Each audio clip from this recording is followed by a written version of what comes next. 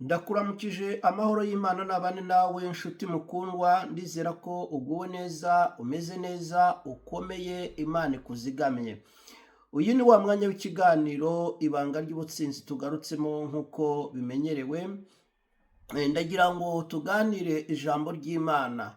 Mbere yuko tuganira ijambo ry'Imana, turagushimira wowe wamaze gukora kuri subscribe ukiyandikisha kuri iyi channel. Imana ibiguhere umugisha. Nawe utarakora kuri iyi subscribe ngo wiyandikishe, turagusaba ko wayikora. Ni ibintu byoroshye cyane, ni ukureba aho hepfo nyine aho handitse akazogera gatukura ugashyiramo agatoki gutya ukiyandikisha, uzaba uhejeje nta kindi. Ubundi ikiganiro tugishyizeho kizaga gihita kikugeraho. Ikindi tugusaba ni uko ikiganiro ukibonye ujye uhita ugisangiza inshuti zawe, kugira ngo nabo bacyakire. Niwabikora uzaba udufashije umurimo ukomeye cyane. Inkunga yawe rero irakenewe muri uyu murimo w'Imana kugira ngo ukomeze waguke. Ukore like, ukore comment, Imana irabiguhera umugisha. Nyemerera rero dusangire ijambo ry'Imana Imana ishyize ku mutima wanjye. Ubutumwa bwiza bwa Yesu bwanditswe na Yohana ibice 13 umurongo wa 36. Haravuze ngo Simoni Petero aramubaza ati, databuja urajya he? Cyari ikibazo Petero abajije. Yesu aramusubiza ati, aho njya ntubasha kunkurikira, ariko uzahankurikira hanyuma. 37. Petero aramusubiza ati, databuja icyambuza kugukurikira ubu ni iki? Ko nzanagupfira. 38. Yesu aramusubiza ati, uzampfira ni ukuri ndakubwira yuko inkoko itaza kubika utaranyihakana gatatu. Inkoko itaza kubika utaranyihakana gatatu. Ndagira ngo tuganire kuri iri jambo ry'Imana. Nk'uko mubizi turi mu minsi yo kwegereza iminsi mikuru ya Pasika. Munsi wa Pasika ni ukwibuka ibyo Yesu Kristo yakoze, ukuntu yitanze akaza gucungura itorero.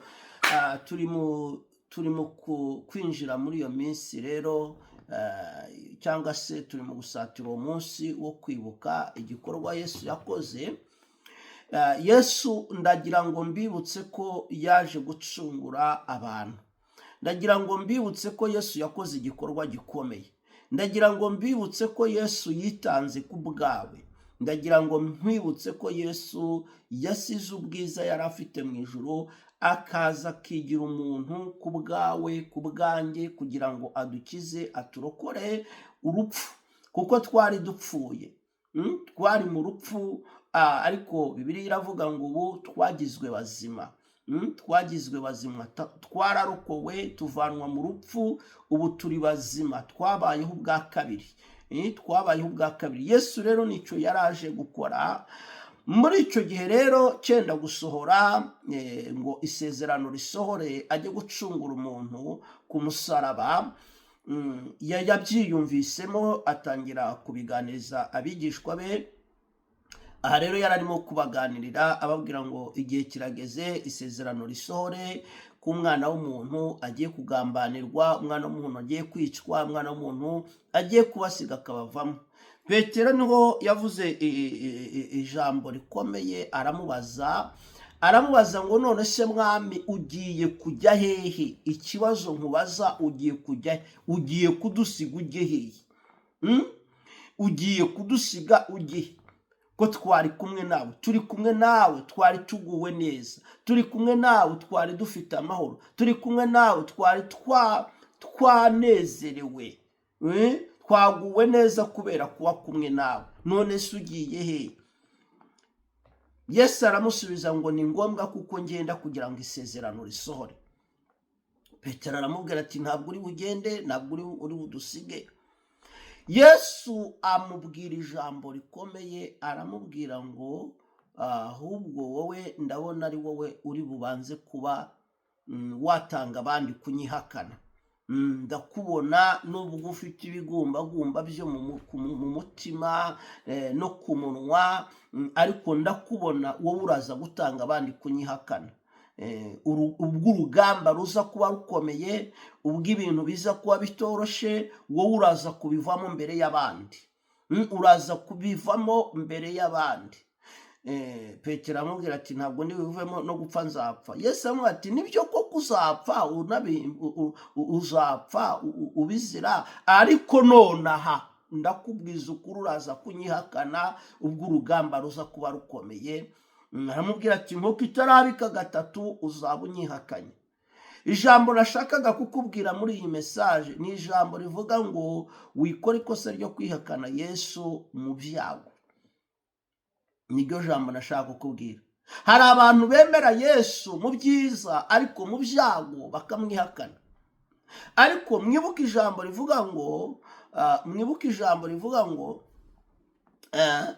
Yesu yabwiye abigishwa, arababwira ngo ushaka kunkurikira nabanze yiyange ubwe, niyarangiza aze ankurikire, yikorere umusaraba ankurikire. Mbese muzi ko gukurikira Yesu byoroshye? Hari abantu bajya bagira ngo gukurikira umwami biroroshe. Ntabwo bene data gukurikira umwami byoroshye. Hari igihe Yesu agucisha ahantu heza, hari n'igihe Yesu agucisha ahantu hagoye. Hari igihe Yesu agucisha ahantu uguwe neza, hari n'igihe agucisha ahantu uri burire. Hari igihe Yesu agucisha ahantu wambara neza, hari n'igihe agucisha ahantu ubura icyo wambara. Hari igihe Yesu agucisha ahantu uri burye neza, hari n'igihe ubura ikintu ugaburira abana. Hari igihe Yesu agucisha ahantu mbega ugatunga, hari igihe Yesu agucisha mu butayu bwo kubura icyo utunga. Yesu aravuga ngo ushaka kunkurikira abanze yiyange. Ntugakore ikosa ryo gukurikira Yesu mu byiza gusa, no mu byago gumana n'umwami. Niryo jambo nashaka kukubwira. No mu byago gumana n'umwami. Wariye menya ko umwami ari umwami. Wambaye menya ko umwami, wariye utariye menya ko umwami ari umwami. Wambaye menya ko umwami ari umwami. Utambaye menya ko ari umwami. Umva, ubonye icyo wishura inzu menya ko Yesu ari umwami. Unakibuze menya ko Yesu akiri umwami. Ubonye icyo ushaka menya ko Yesu ari umwami. Utanakibonye menya ko Yesu ari umwami. Ntugakunde Yesu w'imitsima, ntugakunde Yesu w'ibyiza, ahubwo ujye umenya ko na Yesu hari igihe yageze abigishwa bahekenya amasaka kandi anabareka. Menya ko Yesu ari Yesu, akubere Yesu mu byiza no mu byago. Uriye utariye, wambaye utambaye, ubyaye utabyaye, urongowe utarongowe, rusenyutse rudasenyutse, Yesu wimwihakana. La Selemoria. Yesu wimwihakana. Hari abantu bihakana Yesu ngo urugo rwasambutse. Abantu bihakana Yesu ngo babuze icyo bigisha abana. Abantu bihakana Yesu ngo babuze akazi. No! Ukora ufite akazi. Yesu ni Yesu, umwami ni umwami. Wimwihakana. Yesu aramubwira ngo inkoko itarabika gatatu uzaba unyihakanye, kuko habayeho ikibazo, twinjiye mu kibazo. Wikora ikosa ryo kwihakana Yesu.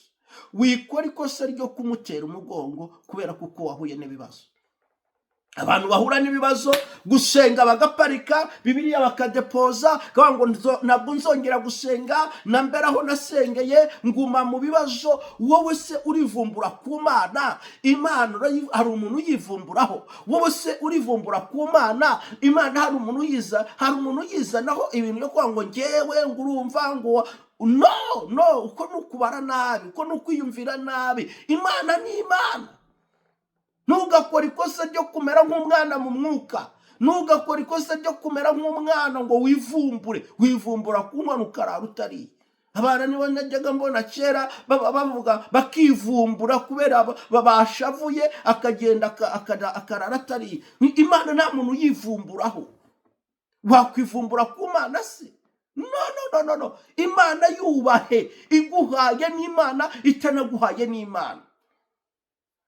Imana itugirire neza. Nariko ndagukebura, nariko ndakubwira ngo ongera wizere, ongera ugaruke ku Mana, ongera usenge, ongera ukizwe. Wikunda Yesu w'ibyiza gusa, Yesu umenye ko nawe yaciye mu mibabaro. Wikunda Yesu w'imikati, umenye ko hari igihe abigishwa bahekenya amasaka. No, kura, reka kuba umuntu udakuze. Kura, gera ku rugezo umenye imikorere y'Umwami.